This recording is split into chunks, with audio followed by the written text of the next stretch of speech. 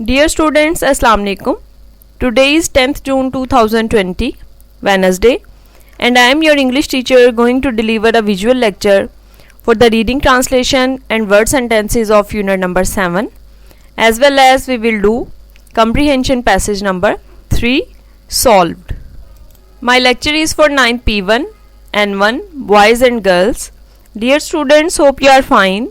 If you have any problem and queries about the previous lectures, you may ask. As you know students, we have started our summer vacation homework from the textbook and completed the reading translation of paragraph number 1 to 8 from unit number 7, Sultan Ahmad Masjid, Masjid-e-Sultan Ahmad, which is also called Blue Mosque and situated in Istanbul, the largest city in Turkey and capital of Ottoman Empire from 1453 to 1923. It is one of the most impressive monuments in the world. As we read students, the design of the masjid appeals the tourist the most. They like it much because it proves that the supremacy of Islamic architecture over the world. So let's move to the reading translation of paragraph number 9.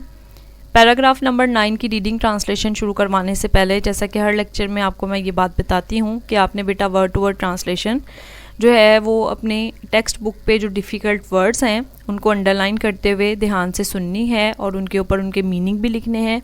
जो sentence wise translation है, mainly आपका focus वो है, आपने अपनी notebook में जो summer vacation homework वाली नोटबुक या रजिस्टर है उसके ऊपर जो सेंटेंस वाइज यानी बामहावरा तर्जुमा है उसको लिखना है, क्योंकि वही आपने अपने एनुअल पेपर में लिखनी होती है. आपका मेनली फोकस वही है.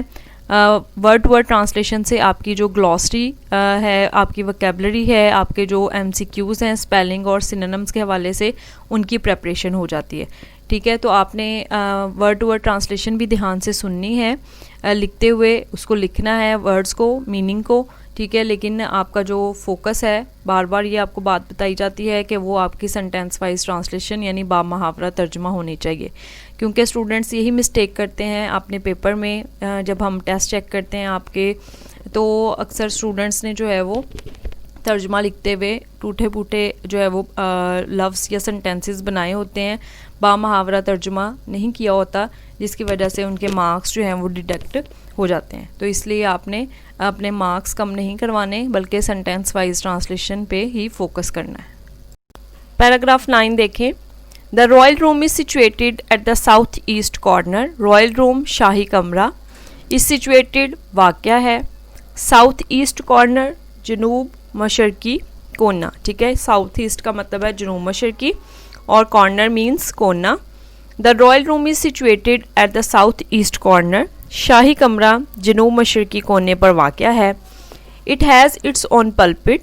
इसका अपना एक मेंबर है. पल्पिट का मतलब है मेंबर. ठीक है, जैसे कि हमने कल वाले लेक्चर में भी देखा था कि जो एक मेहराब है स्पेसिफिक, उसका जो एलिमेंट है इस मस्जिद का सबसे अहम और ख़ास अंसर इसके अंदरूनी हिस्से का हमने पढ़ा था कि वो मेहराब है.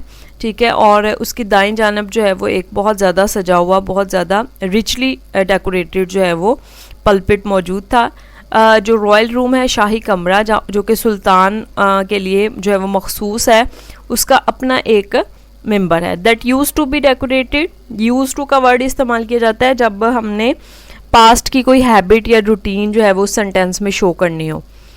डेकोरेटेड सजाया जाता है या आरास्ता किया जाता है. With Z. जेड होते हैं सब्ज़ कलर के कीमती पत्थर, उन्हें कहते हैं. और रोजेज़ होते हैं गुलाब की पत्तियाँ या गुलाब. It has its own pulpit that use to be decorated with jade and roses. इसका अपना एक मेंबर है जिसे सब्ज़ कीमती पत्थर और गुलाब नुमा पत्तियों से आरास्ता किया जाता था. ठीक है, दोबारा से इस 9th पैराग्राफ की ट्रांसलेशन सेंटेंस वाइज देख लें. The royal room is situated at the south east corner. It has its own pulpit that use to be decorated with jade and roses.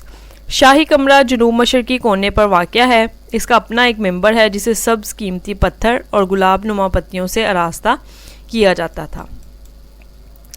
The blue मस्जिद has 6 minars.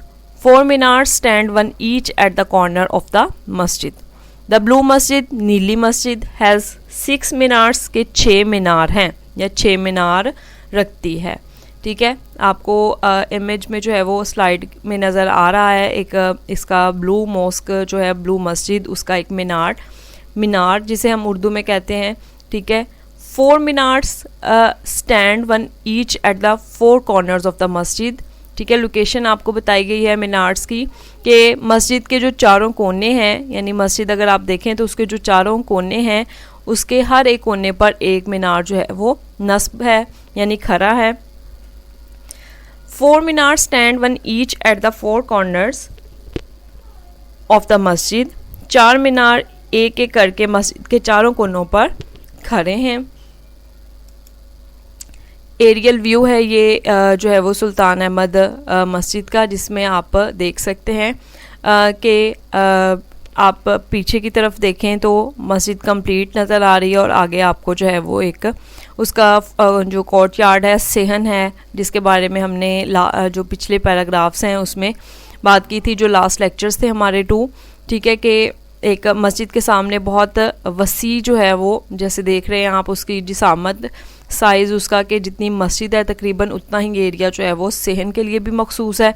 और उसके इर्द गिर्द भी आप देख रहे हैं कि जो वॉल्टेड आर्केड यानी मेहराबी जो राहदारी है वो आपको नज़र आ रही है, और राहदारी और इसके कोर्ट यार्ड के सेहन के वसी और ये जो सेहन है उसके सेंटर में आपको एक फाउंटेन भी नज़र आ रहा है। ठीक है, इसके एरियल व्यू में क्लियरली देखा जा रहा है कि 4 मीनार्स आपको मस्जिद के चारों कोनों पर नस्ब और बाकी के जो 2 मीनार हैं वो आपको जो है वो सेहन के एंड पे आखिर पे नज़र आ रहे हैं। बाकी की इसकी जो डिटेल है वो आप अगले पैराग्राफ में देखेंगे कि each of these pencil shaped minars has 3 balconies while the other 2 at the end of the forecourt have only 2 balconies. Each of these pencil shaped minars, इनमें से हर एक पेंसिल नुमा मीनार, ठीक है, जैसा कि आपने उसका इमेज जो है वो देखा था, हैज़ 3 बालकनीज़ की 3 बालकनियाँ हैं या 3 बालकनियाँ रखता है। बालकनी को हम उर्दू में बाला खाने भी कहते हैं। आप ने देखा होगा कि अक्सर जो है वो घरों के जो है वो छत पे या जो सेकंड उनका फ्लोर है, फर्स्ट फ्लोर, उसके बाहर जो है वो बालकनी, थोड़ा सा आगे बढ़ा हुआ जो हिस्सा होता है घर से, उसे हम जो है वो बालकनी कहते हैं। और यहाँ पे मीनार भी आपको क्लियरली इसलिए इमेज मैंने आपको दिखाया ताकि आपके जहन में वाज़ह हो जाए कि मीनार के इर्द गिर्द जो है वो इस तरह से आपको एक बालकनी जो है वो नज़र आती है। जो each of these pencil shaped minars has 3 balconies, इनमें से हर एक पेंसिल नुमा मीनार जो है वो 3 बालकनियाँ रखता है। While the other 2 at the end of the forecourt, जबकि दूसरे 2 जो कि सेहन के आखिर पे मौजूद हैं, हैव ओनली 2 बालकनीज, उसकी सिर्फ 2 बालकनियाँ या बाला खाने हैं। दोबारा से इसको देख लें। Each of these pencil shaped minars has 3 balconies while the others 2 at the end of the forecourt have only 2 balconies. तीनों पेंसिल नुमा मीनारों में से हर एक मीनार में 3-3 बालकनियां हैं, जबकि सामने के खुले हिस्से के आखिर पर या सेहन के आखिर पर वाक़या दोनों मीनारों में से हर एक पर सिर्फ 2 बालकनियां हैं। ये स्टिल इमेजेस हैं। आपको मैंने जो है वो कल मैडम के थ्रू जो है वो एक वीडियो व्हाट्सएप की थी, जो कि बहुत ज़्यादा शॉर्ट डॉक्यूमेंट्री टाइप थी। डॉक्यूमेंट्री तो नहीं थी, खैर बस उसमें जो है वो इमेजेस थे। जितनी भी इमेजेस हमने जो है वो अपने लेक्चर्स के दौरान जो है वो डिस्कस किए हैं या लेसन पढ़ते हुए हमने जो भी चीज़ें पढ़ी हैं उसके बारे में सारी डिटेल आपको जो है वो नज़र आ रही थी उस वीडियो में। आपसे मैंने कहा था कि ख़ुद भी सर्च करें, मुझे कोई डॉक्यूमेंट्री टाइप यानी जो है वो इसके बारे में जो इन्फॉर्मेशन देते हुए जो एक छोटी सी वीडियो है, अगर वो भी मिलती है तो मैं आपको ज़रूर व्हाट्सएप करूँगी ताकि आपका जो मज़ीद इंटरेस्ट जो है वो इसके बारे में डेवलप हो। आप के पास अभी काफ़ी टाइम है, अभी जो है वो चूँकि आप फ्री हैं थोड़ा सा, तो इस तरह की हिस्टोरिकल प्लेसेस के बारे में आप नेट पे जो है वो इजीली सर्च कर सकते हैं असाइनमेंट के तौर पर, जब आपके पास फ्री टाइम हो। ठीक है, यानी जब आप अपना लेसन याद कर लें, पढ़ लें, तो अब आप फ्री हैं, तो इस तरह से आपकी इंटरटेनमेंट भी हो जाती है, ठीक है, और आपको इन्फॉर्मेशन भी जो है वो नई नई चीज़ों के बारे में मिलती है, ठीक है। तो ये दोनों काम, इन्फॉर्मेशन भी इंटरटेनमेंट भी, दोनों ही हो जाते हैं अगर आप इस तरह की चीज़ों को, हिस्टोरिकल प्लेसेस को जो है वो सर्च करें, ठीक है। इन द इवनिंग, 11th पैराग्राफ देखें। In the evening a large number of tourist and Turks gather in the park facing the masjid to hear the call to the evening namaz. In the evening, शाम में, a large number of tourist and Turks, a large number, बड़ी तादाद में, tourist, सयाह यानी जो सैर करने जाने वाले लोग हैं, एंड टर्क्स, और तुर्क बशिंदे यानी वहाँ के रहने वाले लोग, गैदर, इकट्ठे होते हैं, इन द पार्क, पार्क में, फेसिंग द मस्जिद, मस्जिद के सामने, टू हियर, सुनने के लिए, the call to the evening namaz, शाम की नमाज की अजान। In the evening a large number of tourist and Turks gather in the park facing the masjid to hear the call to the evening नमाज।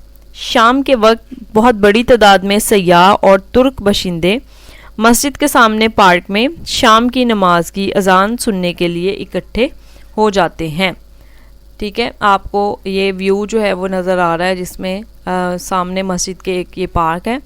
द मस्जिद इज़ फ्लडेड विद लाइट्स, मस्जिद is flooded, भरी होती है, ठीक है, विद लाइट्स, या जगमगाती है भी कह सकते हैं, रोशनियों से, मस्जिद रोशनियों से जगमगाती है। And so are the hearts of the believers with divine love, और इसी तरह से जो मोमिनीन हैं, जो यकीन रखने वाले हैं, उनके दिल भी विद डिवाइन लव, अल्लाह ताला की मोहब्बत के साथ, ठीक है।